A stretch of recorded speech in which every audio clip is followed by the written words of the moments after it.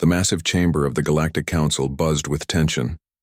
500 representatives from different alien species sat in rising circles around the central speaking area.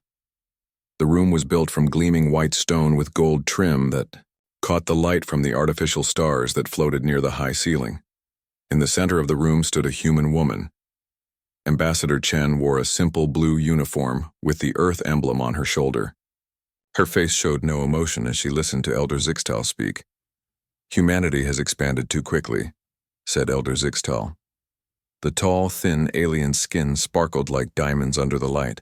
His forearms moved in sharp motions as he spoke. "The Council has decided. You must stop colonizing new planets immediately." Ambassador Chen opened her mouth to reply but stopped. She touched her earpiece and frowned. The entire chamber watched as she pulled out a small device from her pocket and looked at it. "I must apologize," she said calmly. "But this meeting is over." Before anyone could respond, her hologram flickered and disappeared. The chamber erupted into chaos. Aliens of all shapes and sizes began shouting. Some stood up in anger, others huddled together in fear. "What just happened?" demanded Council President Thorm. The large, green-skinned alien pounded his fist on the table. "Get her back online. Now!"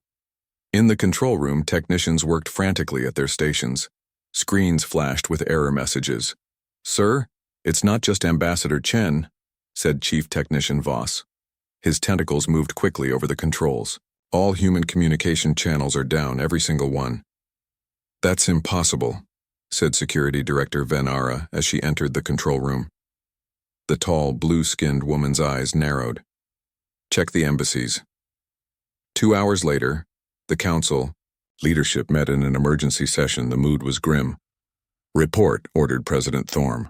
"Every human embassy across council space has shut down at exactly the same time," said Venara. "All diplomats have disappeared. All communication links to Earth and human colonies are dead.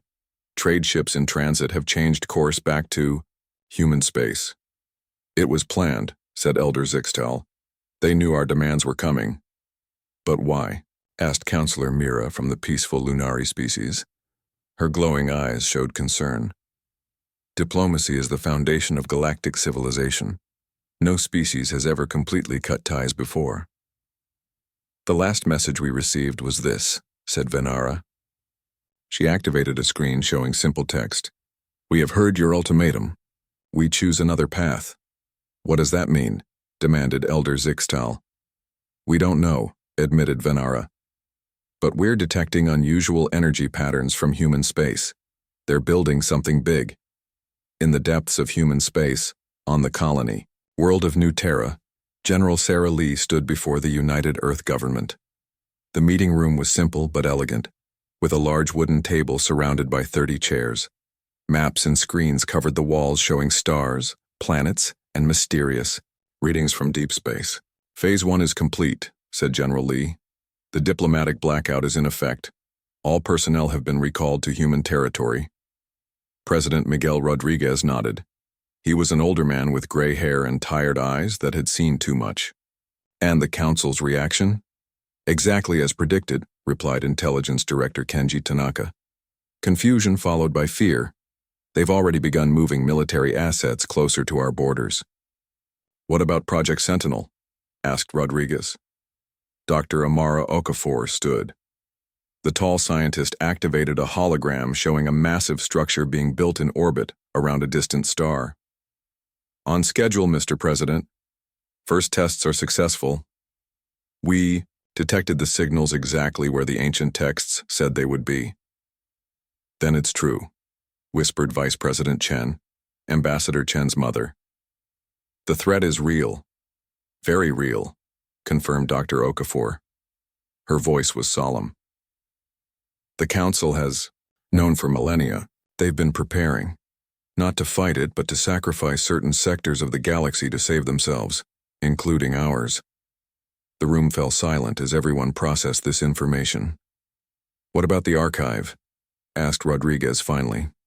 "Our deep space teams recovered 80% of it before we initiated the blackout," said General Lee. "The technology is beyond anything we've seen, but our scientists believe we can adapt it. Outside the window, The sky suddenly lit up with a brilliant flash. Everyone turned to look as a massive tear appeared in space above the planet. Through the tear, strange stars and cosmic formations could be seen, a part of the universe no human had ever visited before. "The first void gate is operational," said Dr. Okafor with a hint of pride. "We can now move ships and resources without using normal space. The Council won't be able to track our movements." "And the defense grid?" asked Rodriguez. "Being deployed around all human worlds," said General Lee. "If our calculations are correct, we have 8 months before it arrives." Rodriguez stood and walked to the window. He watched as ships moved through the void gate, disappearing to unknown destinations. 70 years ago, we discovered those ruins on Mars, he said quietly. Ancient warnings about something that consumes entire civilizations. The Council dismissed our concerns, said we were misinterpreting. Now we know why. He turned to face the room. They plan to let us die, but humanity will not go quietly. We will find another way. In a hidden chamber deep beneath the Galactic Council headquarters, 3 ancient beings met in secret.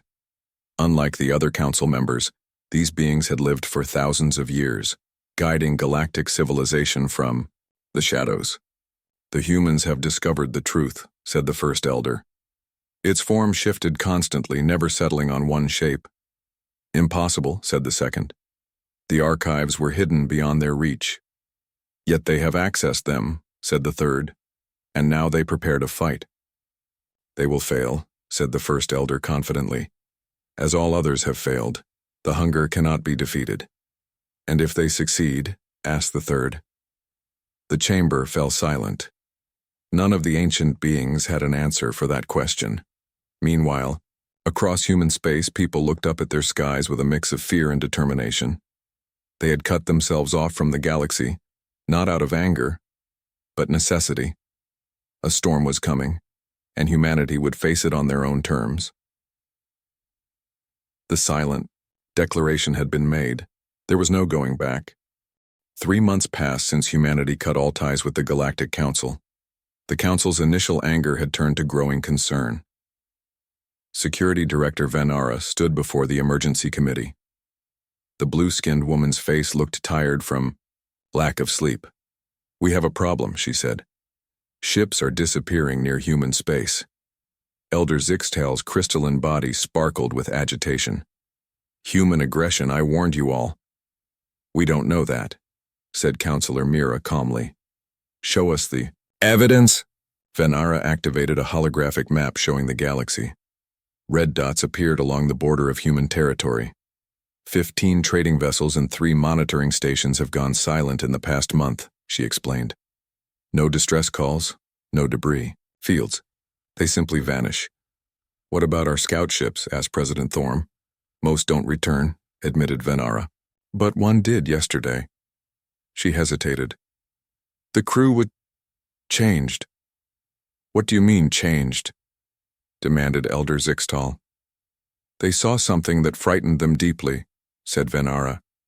"The ship's captain, Lirel, is waiting outside." She insisted on speaking directly to the committee. Captain Lirel entered the room. The Vespid female's normally colorful scales had turned pale gray. Her wings trembled slightly as she walked. "Tell us what you saw," said President Thorm gently. "We took the distant whisper to the edge of human space," said Lirel. Her voice was barely above a whisper. "Our orders were to observe only. We used our best stealth technology."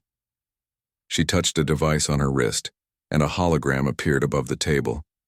It showed a massive construction in space, a ring-shaped structure larger than any space station the Council had ever built. "The humans detected us within minutes," continued Lirel. "But instead of attacking, they invited us closer." She shuddered. "They're building these structures around many of their border stars. But that's not the worst part." The hologram changed to show the center of the ring. A tear in space hung there, swirling with strange energies. Through it, alien stars could be seen. "They've torn holes in space itself," said Lirel. "They call them void gates, and they're building thousands of them." The room fell silent. Did they threaten you? Asked Counselor Mira. No, said Laurel. They showed us everything willingly. Then they gave me a message for the council. She pulled out a small data chip. They said, "You've hidden the truth long enough." On the human colony world of Alpha Centauri, Dr. Amara Okafor stood on an observation deck watching ships move through the void gate. The massive ring structure pulsed with blue energy as it stabilized the tear in space. "Beautiful, isn't it?" said a voice behind her. Amara turned to see Admiral Jackson walking toward her. The tall man's dark uniform bore the new emblem of the Human Defense Force, Earth surrounded by a protective shield. "The ancient archive said it was impossible," said Amara. "That's why the Council never tried. They believed the warnings about tearing space." "Yet here we are," said Jackson, gesturing at the void gate. 3 months and no catastrophic collapse of reality. "The precursors were more cautious than us," said Amara with a small smile. "Humans have always been willing to take risks." A young officer approached them. "Admiral Dr. Okafor, you're needed in command. We've detected something coming through the deep space sensors." The command center was filled with activity when they arrived. Screens showed readings from sensors placed at the edge of the galaxy. "Report," ordered Jackson. "The deep space network is picking up disturbances, sir," said the sensor officer. "Just where the archive said they would appear." On the main screen, a visualization showed dark ripples spreading through space, heading toward the galaxy. "How long?" asked Amara quietly. "At current speed, 7 months until it reaches the first inhabited systems," said the officer. "The Council sacrifice zones will be hit first, including the Lunari homeworld." "Can we get a visual?" asked Jackson. "Attempting. Now, sir." The screen shifted to show a section of empty space, but as they watched, the stars in that region began to dim. Something vast was moving out there, blocking the light. "The hunger," whispered Amara. "It's real." Jackson turned to his communications officer. "Contact President Rodriguez. Tell him we need to speed up the timetable and—" He hesitated. "Prepare a message to the Lunari. They should know what's coming." In the hidden chamber beneath the Council headquarters, the 3 ancient elders watched recordings of the human void gates. "They've found technology we thought lost forever," said the first elder. "The precursor's folly," hissed the second. "It will destroy them, as it nearly destroyed the galaxy once before." "Perhaps," said the third elder. "But what if they succeed where the precursors failed? The humans have adapted the technology, changed it." "It doesn't matter," said the first elder firmly. "Our plan remains the same. The sacrifice zones are calculated. The hunger will take its portion, and the rest of the galaxy will survive as it has for millions of years." "And if the humans try to interfere with the natural order?" asked the third. "Then they will be dealt with," said the second elder. "The preservers must be awakened." Captain Laurel couldn't sleep after her testimony to the council. The things she had seen in human space haunted her. But it wasn't the void gates that disturbed her most. It was what a human scientist had told her before she left. "Your leaders know what's coming," the human had said. "They've always known. Ask them about the hunger. Ask them why certain worlds are left undefended every 50,000 years." Unable to rest, Laurel used her security clearance to access the deep archives. What she found there made her scales turn white with horror. The Council had indeed known. For millions of years, they had been sacrificing outer worlds to save the core of galactic civilization. And her homeworld was on the list for the next feeding. With shaking hands, she downloaded the evidence and sent copies to trusted friends throughout the galaxy. Then she did something no Vespid had ever done before. She sent a message toward human space. "You were right," she transmitted. "I want to help." In Earth orbit, the largest void gate ever built neared completion. Unlike the others, this one wasn't designed for ships to pass through. This was Project Sentinel, humanity's greatest weapon against the hunger. President Rodriguez stood in the control room watching the final pieces move into place. "Will it work?" he asked Dr. Okafor. "The theory is sound," she replied. The hunger feeds on energy, stars, life, civilization. The void gate will create a feedback loop, forcing the hunger to consume its own energy. And the council? Asked Vice President Chen. We've received messages from individuals across 20 different species, said General Li. They've discovered the truth. Some are coming to help. And the others? The council has awakened the preservers, said Li grimly. They're most elite warriors. They're coming for us. Rodriguez nodded slowly. Then we're fighting a war on two fronts, against the hunger and against those who would sacrifice us to it. The first void shields are online, announced a technician. We can now protect Earth and our core worlds. What about the Lunari? Asked Chen. And the other worlds in the sacrifice zones? Rodriguez looked around the room at humanity's leaders. We know what it means to be afraid, he said. No one should face the darkness alone. General Li nodded in understanding. I'll prepare the fleet. We'll deploy void shields to as many worlds as we can reach. Outside, the massive void gate began to glow as it powered up for the first time. Humanity was ready to fight for their survival, and perhaps for the survival of all. Deep within an ancient facility on the Council's capital world, long sealed chambers began to open. Fog poured out as the stasis pods activated after centuries of dormancy. Inside each pod lay a warrior unlike any other in the galaxy.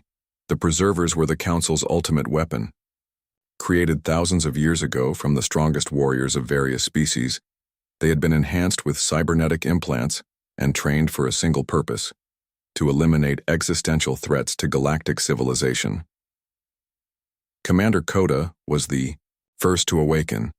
His gray skin and 4 arms marked him as originally Kulari, though little of that species remained in him now. His body was covered in metallic implants that glowed with blue energy. Why have we been awakened? He asked, his voice rough from disuse.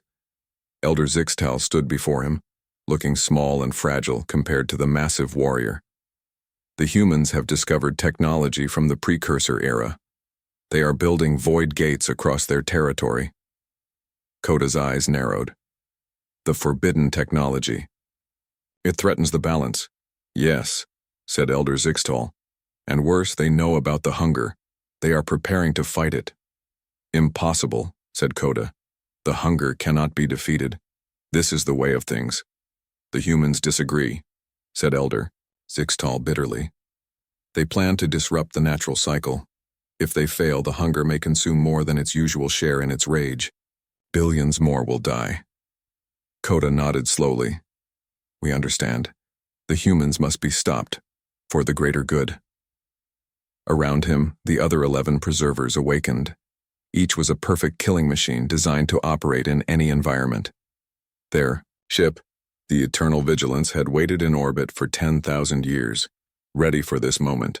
Your mission, said Elder Zixtal, is to infiltrate human space, determine the full extent of their technology, and if necessary, deploy the suppression protocol. The preservers knew what that meant. The suppression protocol would render all planets in human space uninhabitable. Trillions would die, but the galactic balance would be maintained. On the edge of human space, Captain Laurel's small ship approached a void gate. Her scales had regained some of their color, but fear still showed in her eyes. Vespid vessel. Identify yourself, came a human voice over the comm. This is Captain Laurel of the Vespid Exploration Force, she replied. I seek asylum. After a moment of silence, the voice returned. Proceed through the void gate. Follow the escort ships. Laurel's hands trembled as she guided her ship toward the swirling tear in space. No non-human had ever traveled through a void gate before. She closed her eyes as her ship entered the distortion. There was a moment of strange silence, then a feeling of displacement. When she opened her eyes, she gasped. Her ship had emerged near a massive space station unlike anything she had ever seen. Through the view screen, she could see hundreds of ships moving purposefully around the structure. But what truly amazed her was the backdrop. This wasn't normal space. Strange stars and cosmic formations surrounded the station. Welcome to New Horizon Station, said her escort over the comm. Located in what we call void space, a dimension adjacent to our own. The Eternal Vigilance slipped past the human border defenses using technology that had been ancient when most species were still primitive.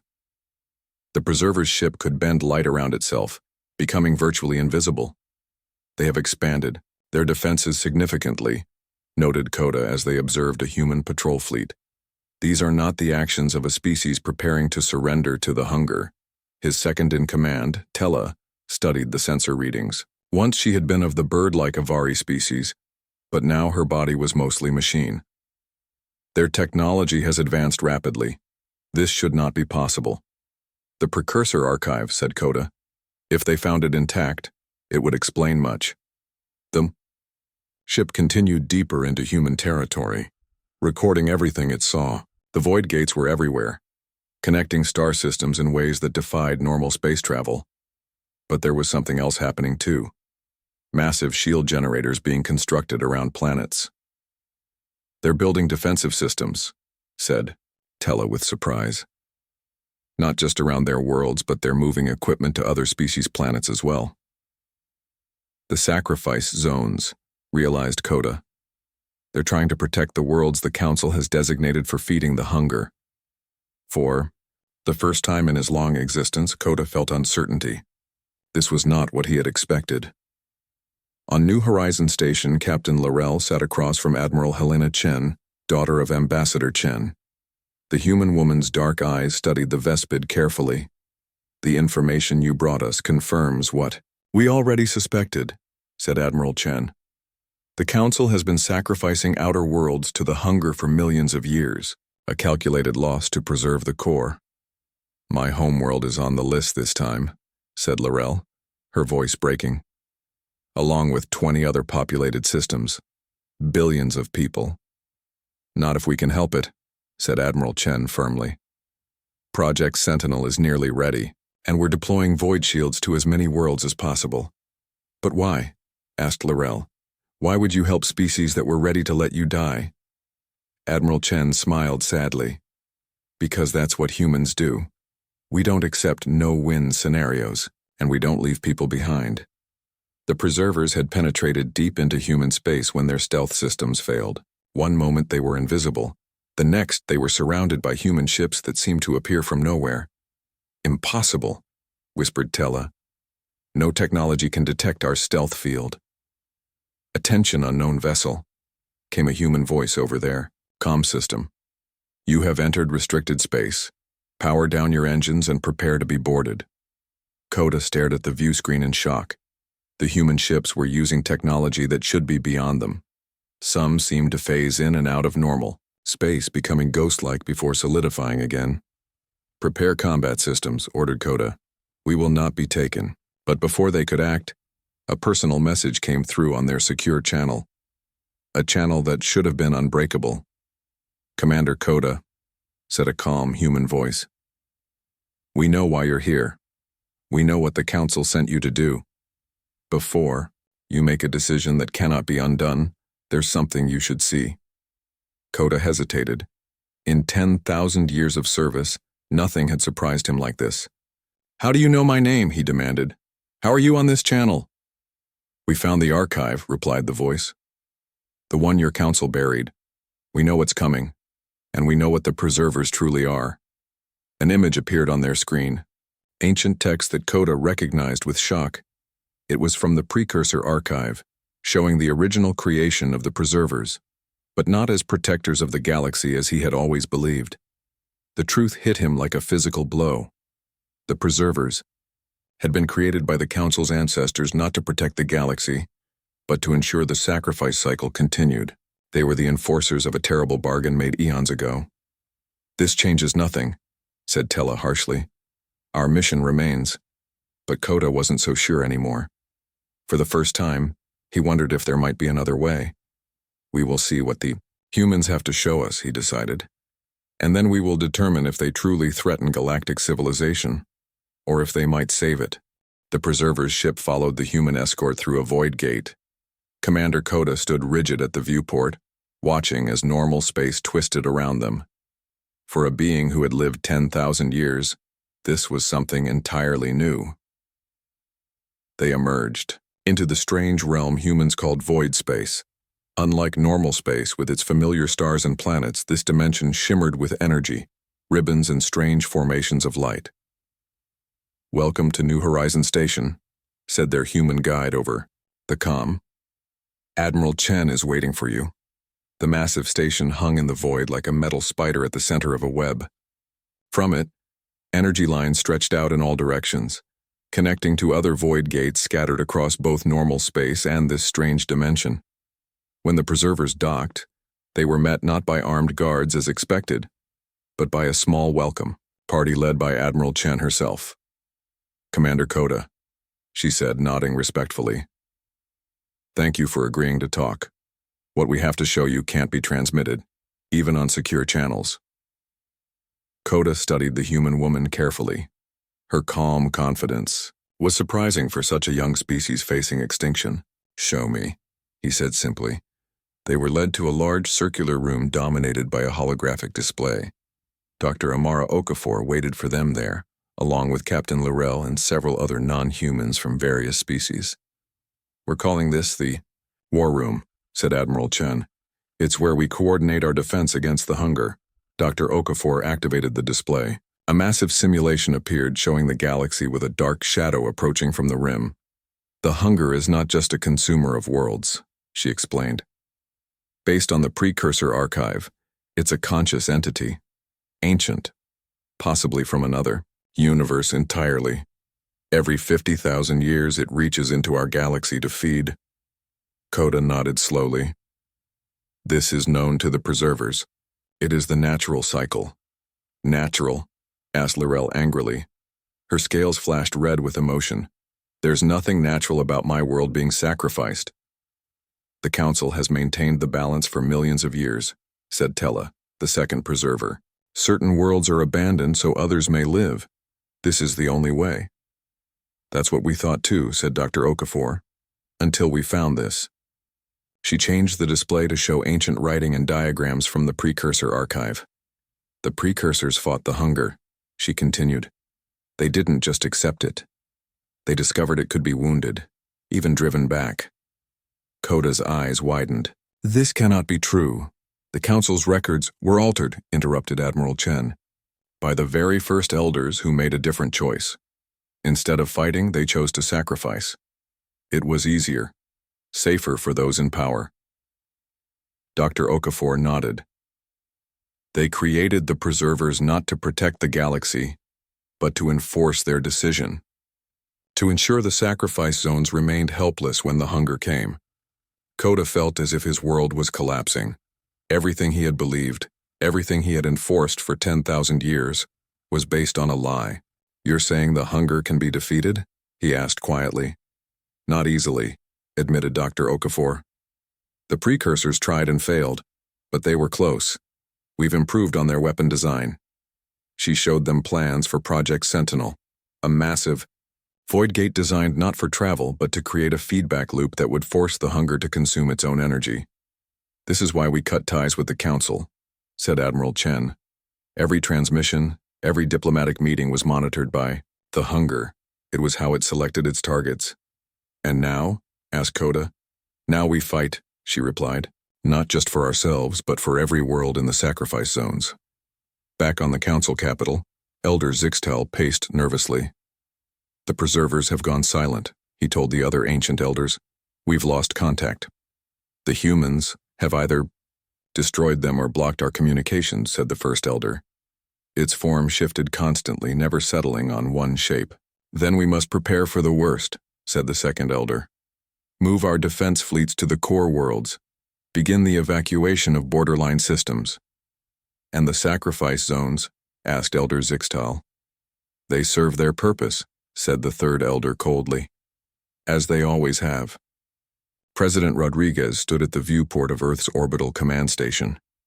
In the distance, the massive form of Project Sentinel was nearly complete, a void gate larger than any ever built. 5 weeks until the hunger reaches the first inhabited systems, said Vice President Chen beside him.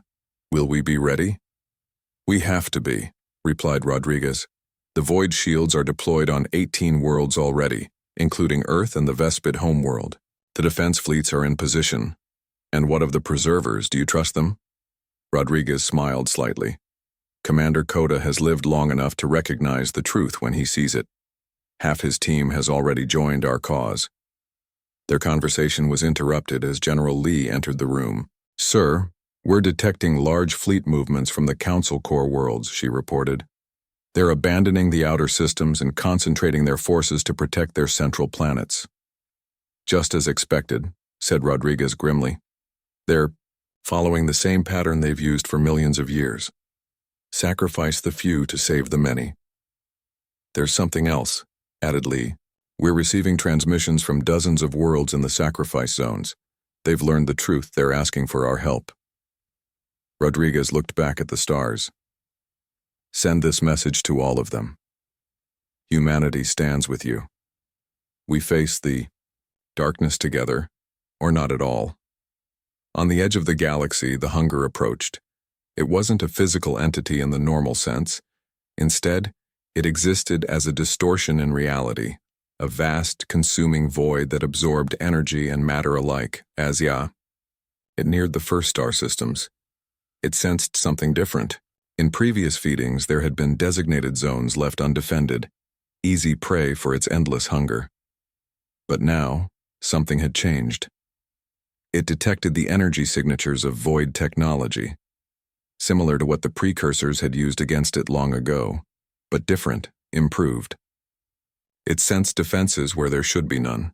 The hunger's consciousness, ancient and alien, felt something it had not experienced in millions of years: resistance. And from the human worlds at the center of this resistance, it felt something else: determination and hope, radiating like a beacon across the galaxy. In New Horizon Station, Commander Coda made his decision. The evidence was undeniable. The Council had lied, not just to the galaxy but to the preservers themselves.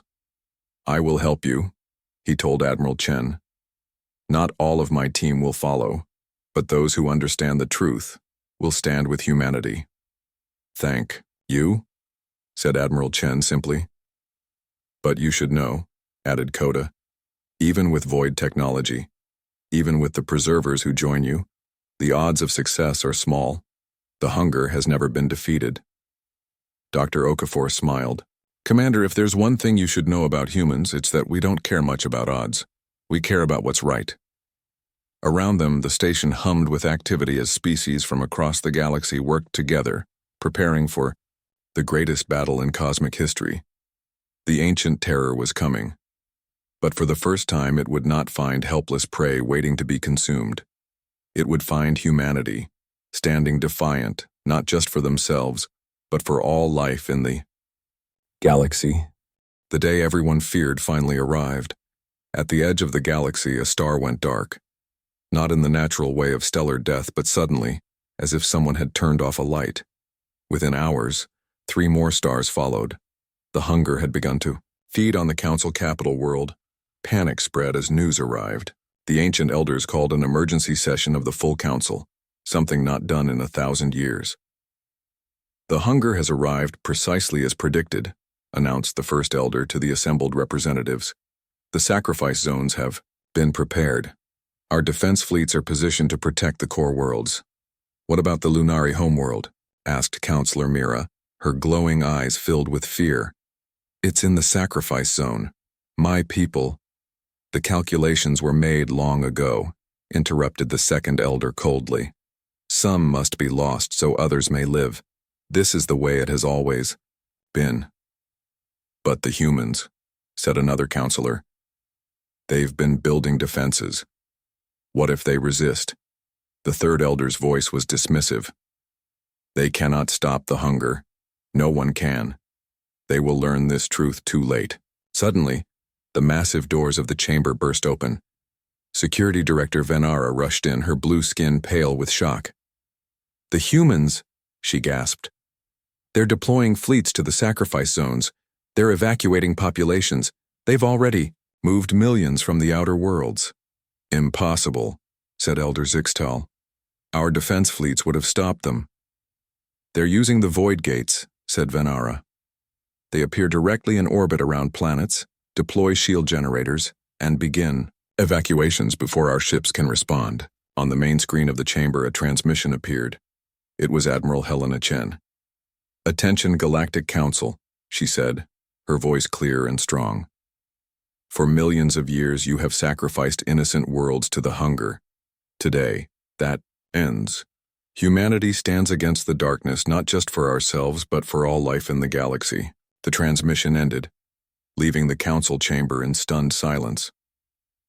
On the Lunari homeworld, the sky filled with strange lights as the hunger approached the system. The beautiful crystal cities reflected the eerie glow, creating rainbow patterns. Across the landscape, the Lunari had prepared for the end as best they could. Their planet had been abandoned by the Council Defense Fleet days earlier, the final confirmation of their sacrifice status. In the capital city's central plaza, Elder Luminara led her people in a final song of farewell. The Lunari were a peaceful species who had contributed great art and philosophy to galactic culture. Soon they would be gone. Then the sky changed again. Tiers in space opened above their planet, dozens of void gates appearing simultaneously. Through them came human ships, hundreds of them. "People of Lunari," came a voice over all communication channels. "This is Admiral Helena Chen of Earth. We are here to help. The shield generators will deploy in minutes. Please prepare for possible evacuation if the shields fail." Elder Luminara watched in amazement as massive devices descended from the human ships, forming a network around the planet. When they activated, a shimmering energy field enveloped the entire world. Just in time. The hunger arrived at the edge of their system, its vast darkness consuming the outer planets. But when it reached the Lunari homeworld, something unexpected happened. The void shield flared brilliantly as the hunger tried to feed on it. Instead of breaking, the shield seemed to redirect the energy back at the hunger itself. For the first time in its ancient existence, the hunger experienced pain. It withdrew, moving to another target in the sacrifice zone, but there too it found shields waiting. In Earth orbit, President Rodriguez watched the data streams from across the galaxy. Project Sentinel was fully operational, monitoring the hunger's reactions to the void shields. "It's working," said Dr. Okafor excitedly. "The shields are holding on 12 worlds so far. The energy feedback is causing the hunger to retreat from shielded planets." "And the others?" asked Rodriguez quietly. Dr. Okafor's expression fell. "We couldn't reach them all in time. 7 worlds have been lost already." Rodriguez closed his eyes briefly in mourning. "How long until the hunger reaches Earth?" "At its current path, 3 days," replied General Lee. "But it's behaving differently now. It seems to be avoiding the shielded worlds when possible." "It's learning," said Commander Koda. The Preserver had become a valuable ally, his knowledge of the hunger proving crucial. "This has never happened before. Always before, it fed without resistance. Then we moved to Phase 2, decided Rodriguez. Prepare Project Sentinel for full activation. It's time to take the fight to the hunger itself." The hunger moved through the galaxy, feeding on stars and worlds, but as it progressed, it encountered more and more resistance. The void shields heard it, sending painful feedback into its vast consciousness. More troubling, it detected a massive energy signature forming, something similar to what the precursors had created long ago, but vastly more powerful. It sensed danger for the first time in millions of years. The entity altered its course, heading directly toward Earth.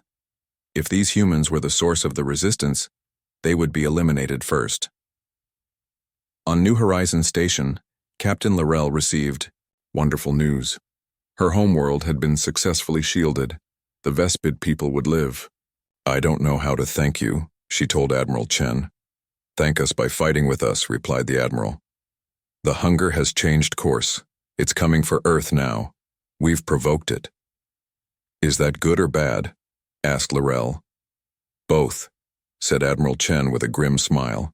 "It means our plan is working, but it also means Earth will face the full force of the hunger's attack." Throughout human space, preparations reached their final stage. Civilians were evacuated to hardened bunkers, or through void gates to safe locations. Defense fleets took position around Earth and key colonies. Project Sentinel, the massive void gate weapon, pulsed with energy as it reached full power. Unlike the defensive shields, this was designed to actively harm the hunger, to create a wound in its very being.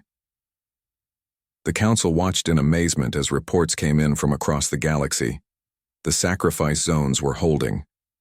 Worlds that should have been consumed still lived.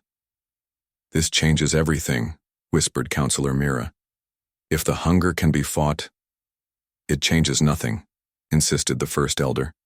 "The humans have only delayed the inevitable. When the hunger reaches Earth, they will learn the truth we discovered millions of years ago." But doubt had spread through the Council. For the first time, representatives asked questions about the ancient policy of sacrifice. If humans could fight the hunger, why had the Council never tried? "We should help them," said Venara suddenly. "Send our fleets to Earth. Join their defense." "Never!" shouted Elder Zixtal. "The ancient compact must be maintained." But more and more councilors sided with Venara. A vote was called. The first time the Council had ever voted on anything related to the hunger. The result shocked the elders. By an overwhelming majority, the Council voted to send aid to Earth. As the hunger approached the Sol system, Earth stood ready. The planet was surrounded by the strongest void shield ever created, fed by power from 1,000 generators. Behind the planet, Project Sentinel waited, humanity's greatest weapon and greatest hope. Admiral Chen's voice echoed across all channels, reaching every human ship and settlement across the galaxy. "This is humanity's moment. We rise together or not at all. The hunger thinks we're prey like all those who came before. Today we show the galaxy something new, how humans fight back." The hunger entered the system, consuming Pluto in an instant. It moved inward, growing, stronger with each planet it devoured. But as it approached Earth, it hesitated. Something was different here. The shield was unlike any it had encountered. And behind the planet, a tear in space waited. A trap. For the first time in its existence, the hunger felt fear. The hunger hovered at the edge of Earth's orbit, a vast darkness that made the stars disappear. It had consumed Mars and the asteroid belt, growing stronger with each feeding, but now it paused, sensing the trap that waited. On the bridge of the flagship Defiance, Admiral Helena Chen watched the main screen with steady eyes. Around her, humans worked calmly at their stations, preparing for the greatest battle in history. "The hunger is hesitating," reported the sensor officer. "It's never done that before." "It knows we're ready for it," said Commander Koda. The Preserver stood beside Chen, his cybernetic implants glowing softly. "It senses Project Sentinel." Admiral Chen nodded. "Begin the sequence. Let's give it something to think about." Across Earth's orbit, 1,000 smaller void gates activated simultaneously. Each one created a minor tear in space, releasing controlled bursts of energy toward the hunger. The entity recoiled as the energy struck it. These weren't enough to cause serious harm, but they demonstrated humanity's ability to fight back. "It's working," said Dr. Okafor over the comm from Project Sentinel's control station. "The hunger is reacting exactly as we predicted. Its pattern is becoming irregular." "All ships, hold position," ordered Admiral Chen. "Prepare for Phase 2. On the Council Capital World, representatives watched the battle unfold through long-range sensors. Many had never seen the hunger directly before. It had always been something distant, handled by the elders. "The humans are actually fighting it," whispered one counselor in awe. "And they're still alive," added another. The Council fleet had arrived at the edge of the Sol system, led by Security Director Venera herself. They waited, watching the human defense with a mixture of fear and hope. "What are your orders, Director?" asked her second-in-command. Venera studied the tactical display. The human fleet was positioned in a complex formation around Earth, clearly, following a carefully designed plan. "We wait," she decided. "The humans know what they're doing. We'll assist when they request it." The hunger grew frustrated. This tiny planet was causing it pain. something it had not experienced since the precursors fought back millions of years ago. It gathered its strength and surged forward, a massive wave of darkness aimed directly at Earth. "It's coming!" shouted the sensor officer. "Full speed! Activate all shields!" ordered Admiral Chen. "Every ship, hold the line!" The void shield around Earth flared brilliantly as the hunger struck it. The shield held, but the strain was enormous. Power stations across the planet worked at maximum capacity, feeding energy to the generators. In bunkers beneath the surface, billions of humans watched the battle through emergency broadcasts. They saw their ships fighting against impossible odds, tiny points of light against the consuming darkness. President Rodriguez stood in the underground command center, watching the shield's strength indicators. "How long can we hold?" he asked. "The shields are at 70% and dropping," reported General Lee. "Maybe another hour at this rate." Rodriguez nodded grimly. "Tell Admiral Chen to initiate Project Sentinel. It's time." The massive void gate of Project Sentinel began to activate. Unlike the smaller gates used for travel or defense, this one was designed for one purpose only: to create a wound in the hunger itself. Dr. Okafor worked frantically at the control station, making final adjustments. "The calculations must be perfect," she explained to her team. "We'll only get one chance at this." The gate's energy levels climbed steadily. The structure began to vibrate as power beyond anything humans had ever controlled flowed through it. 30 seconds to full activation, announced Dr. Okafor. The hunger sensed the danger too late. It tried to withdraw, to move away from the trap, but the human fleet surrounded it, thousands of ships firing their weapons to keep it in position. "All ships hold formation," ordered Admiral Chen. "Whatever happens, keep the hunger in place for 10 more seconds." Ships exploded as tendrils of darkness lashed out, consuming them instantly. Brave crews sacrificed themselves to buy those precious seconds. "Project Sentinel activated," reported Dr. Okafor. The massive void gate fired, not a beam or a weapon, in the traditional sense, but a tear in reality itself. It struck the hunger directly, creating a wound in its very being. For the first time in cosmic history, the hunger screamed.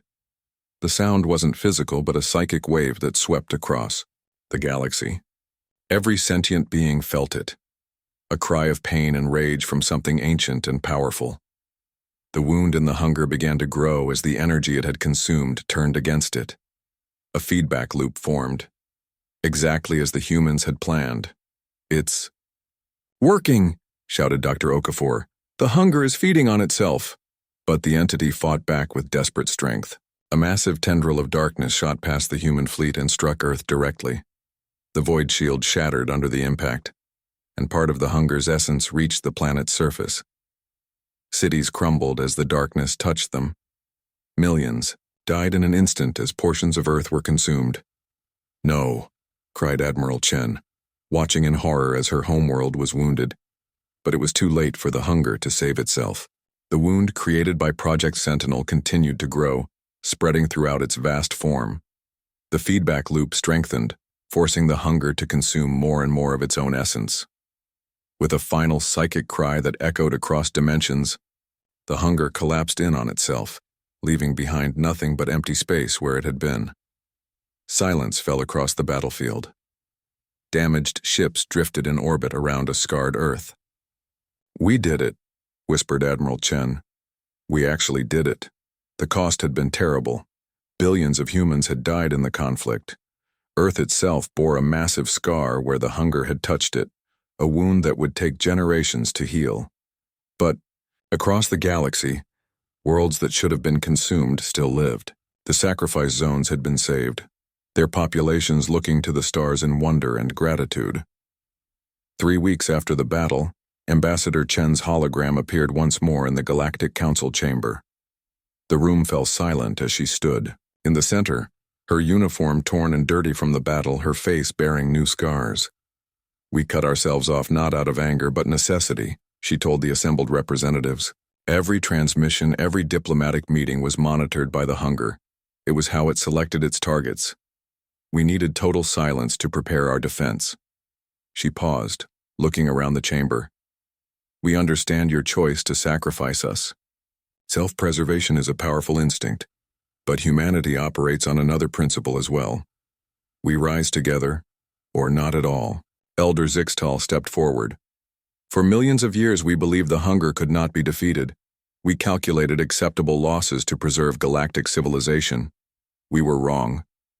For the first time in the Council's history, an elder bowed to a representative of a younger species. Humanity has taught the galaxy a lesson we had forgotten, that even the darkest night can be overcome if we stand together. In the days that followed, a new alliance formed. The old council structure was disbanded, replaced by a system where all species had equal representation. The Preservers, led by Commander Coda, became guardians rather than enforcers. And humanity, once marked for sacrifice, became the protectors of the galaxy. Human ships bearing the new alliance emblem appeared above every world, not as conquerors but as friends and defenders. As Admiral Chen stood on the bridge of her new ship, surveying the stars, Captain Lirel joined her. My people have a saying, said the Vespid. The brightest light comes after the darkest shadow. Admiral Chen smiled. On Earth we say that the night is darkest just before the dawn. She looked out at the galaxy, now free from the hunger's threat for the first time in millions of years. I think the dawn has finally come.